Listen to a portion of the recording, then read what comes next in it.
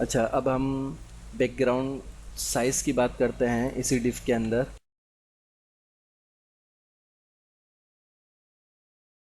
मैं यहाँ पे बैकग्राउंड हटा देता हूँ और इसको रिफ़्रेश करता हूँ। और बैकग्राउंड के अंदर जो है, मैं पहले आपको बताऊँ बैकग्राउंड की प्रॉपर्टी जो है, बैकग्राउंड साइज़ की प्रॉपर्टी करती क्या है कि ये इमेज का जो साइज़ है उसको तय करती है बगैर किसी प्रीफिक्स के। और ये भी CSS3 का जो है वो न्यू फीचर है। अब फॉर एग्जांपल मेरे पास एक विड्थ है, इसकी मैंने 300 दी हुई है, हाइट इसकी मैंने 200 पिक्सल दी हुई है। इसको मैं बॉर्डर दे देता हूँ 1px सॉलिड ब्लैक। वैल्यू नहीं दे रहा, वो खुद ही ब्लैक होगा। और इसको देखते हैं यहाँ रिज़ल्ट, ठीक है। उसके बाद अब मैं इसको बैकग्राउंड दे रहा हूँ।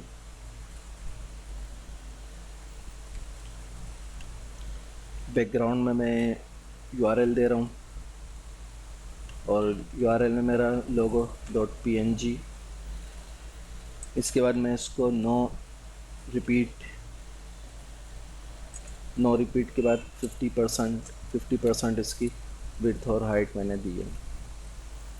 तो अब देखें ये डिफ के अंदर 50% पे आया हुआ है। इसको अगर मैं 100% और यहाँ पे भी पोजीशन 100% दूँ, नहीं, तो ये एक्चुअली मेरा लोगो जो है वो बहुत बड़ा है इसके एतबार से। मैं इसकी पोजीशन देता ही नहीं हूँ, फिर देखते हैं क्या होता है।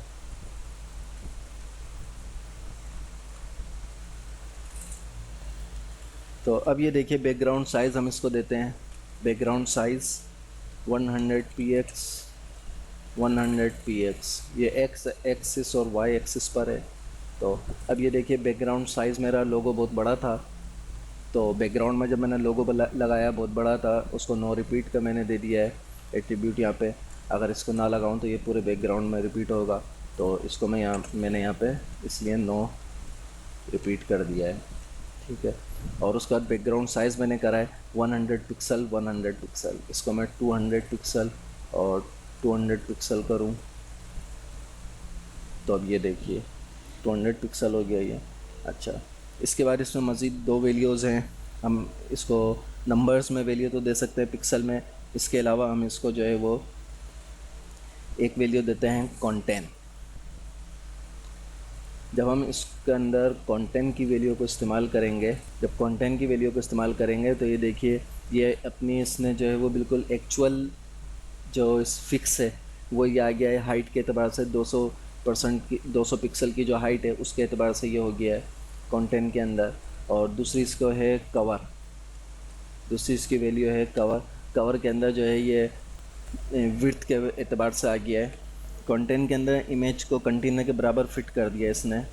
और कवर के अंदर इसने क्या करा है कि कवर में इसने इमेज पूरे कंटेनर में फिट होगी विड्थ के एतबार से, और हाइट जो है वो इसकी कट जाएगी। तो हाइट इसमें देखें, हाइट इसकी कट गई है और विड्थ के एतबार से ये पूरा आ चुका है, सही है। और जब हमने इसको कंटेन करा था, तो कंटेंट में इसकी अपनी हाइट के एतबार से आया था और विड्थ इसकी जो है वो छोटी पड़ गई थी, लेकिन हाइट के एतबार से ये पूरा आ गया था।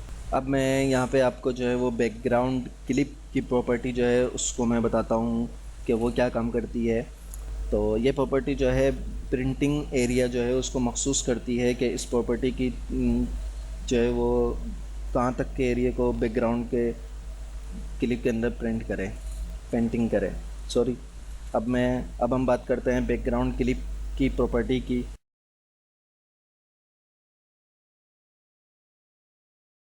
तो ये प्रॉपर्टी जो है वो बैकग्राउंड के पेंटिंग एरिया के लिए मखसूस होती है कि बैकग्राउंड जो है वो कहाँ तक का पेंट हो, बैकग्राउंड कहाँ तक काम करे।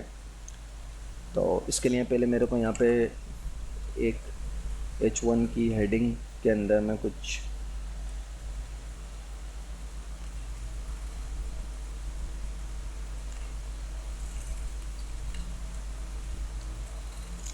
बैकग्राउंड क्लिप, ठीक है, ये बैकग्राउंड क्लिप हो गया है।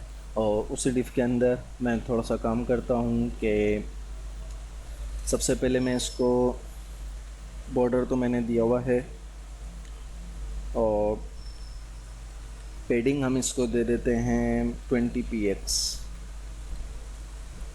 ठीक है, ये देखिए पेडिंग इसमें आ गई है। और पेडिंग के बाद अब मैं इसका बैकग्राउंड जो है वो मैं चेंज करता हूँ लाइट ब्लू में। तो ठीक है, लाइट ब्लू बैकग्राउंड भी हो गया।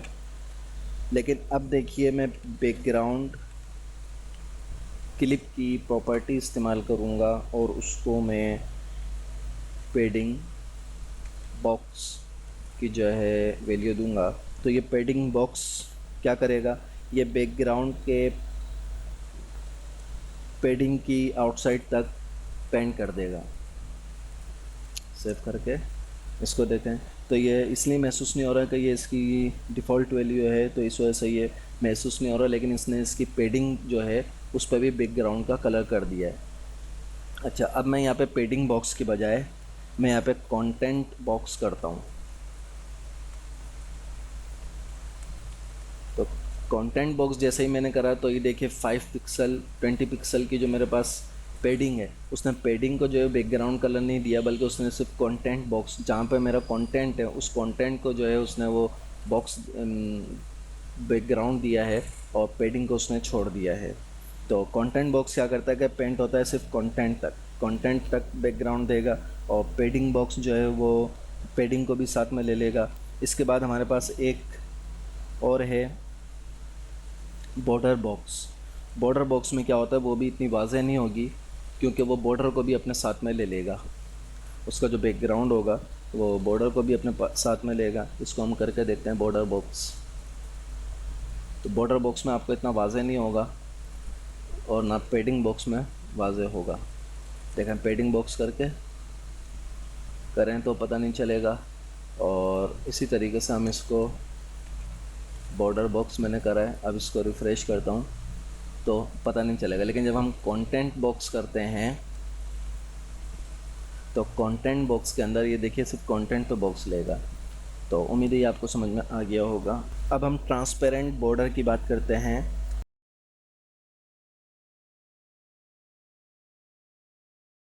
ये CSS3 का पार्ट है और बॉर्डर में कलर RGBA इस्तेमाल करेंगे तो बॉर्डर ट्रांसपेरेंट बन जाएगा, मगर इसके लिए पेडिंग बॉक्स और बैकग्राउंड क्लिप जो है वो ज़रूर इस्तेमाल होगा, क्योंकि बैकग्राउंड जो है वो बाय डिफ़ॉल्ट बॉर्डर के आउटसाइड तक होता है, जैसा कि अभी हमने यहाँ पे करके देखा कि बैकग्राउंड बॉर्डर के आउटसाइड तक यानी बॉर्डर बॉक्स तक वो होता है। तो अब इसको ज़रा देख लेते हैं। सबसे पहले मैं बॉडी को कुछ कलर दे देता हूँ।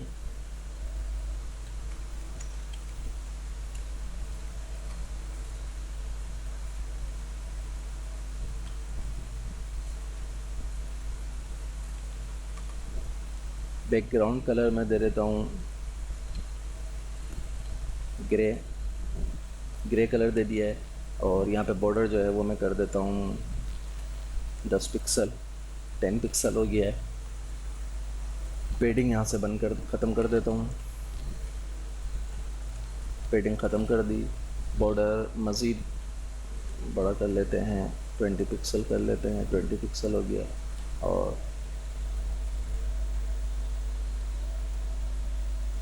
अब अगर मैं यहाँ पे बैकग्राउंड को जैसे कि मैंने कलर नहीं दिया, लेकिन अब अगर मैं इसको कलर देता हूँ RGBA में, और RGBA में कलर इसको मैं दूँ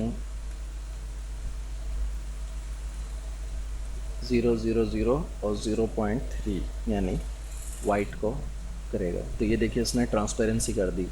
और बैकग्राउंड क्लिप हमने यहाँ पे दिया हुआ, अगर बैकग्राउंड क्लिप हम यहाँ पे इसको नहीं देंगे तो फिर ये जो है काम नहीं करेगा।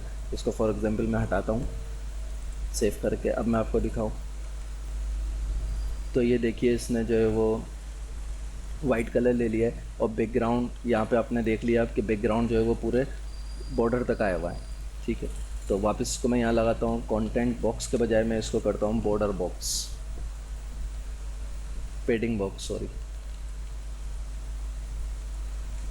तो ये देखिए अब इसने बैकग्राउंड को ट्रांसपेरेंट कर दिया है, पेडिंग बॉक्स तक जो है वो बैकग्राउंड क्लिप हुआ हुआ है। इस तरह आप इससे आपको बैकग्राउंड क्लिप की भी अच्छी तरह वाज़ेह हो गई होगी, और किस तरीके से हम इसको ट्रांसपेरेंट करेंगे ये भी आपने देख लिया।